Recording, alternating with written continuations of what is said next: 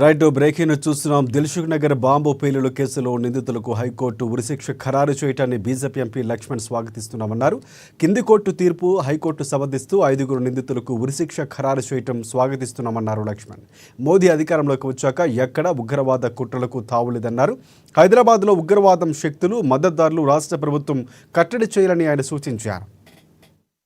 Dilsukh Nagar bomb పేలుళ్ల కేసులకు నిందితులకు high court ఉరిశిక్ష ఖరారు చేయడాన్ని స్వాగతిస్తుంది. కింది కోర్టు తీర్పును సమర్థించినటువంటి హైకోర్టు 5 నేరస్తులకు ఉరిశిక్ష ఖరారు కావడము సరైందని చెప్పి హైకోర్టు చెప్పడం ఇది స్వాగతించే విషయం.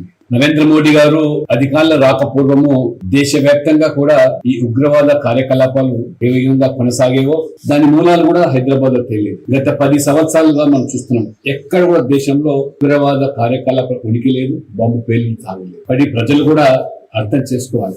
ఈ హైదరాబాద్ మూలంగా చేసుకొని దేశవ్యాప్తంగా ఈ కార్యకలాపాలు కొనసాగాయో ఇప్పుడు ఆ పరిస్థితి భిన్నంగా మోదీ గారు ఉగ్రవాదం ఉక్కుపాదంతో అణిచివేయడం ప్రజలు దీన్ని స్వాగతిస్తున్నారు. ఇప్పటికి కూడా మరి ఈ హైదరాబాద్ లో ఇంకా ఉగ్రవాదానికి ఊతం ఇచ్చేటువంటి వ్యక్తులు, శక్తులు, సంస్థలు, పార్టీలు ఎవరున్నా కానీ వాటిని వెంటనే మరి కట్టడి చేయాల్సిన బాధ్యత ఈ రాష్ట్ర ప్రభుత్వం మీద ఉన్నది.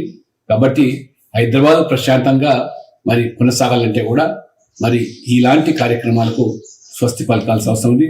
హైకోర్టు తీర్పు ఇది ఒక చరిత్రాత్మకంగా మేము భావిస్తా ఉన్నాం. దిల్సుఖ్ నగర్ బాంబు పేలుళ్ల కేసు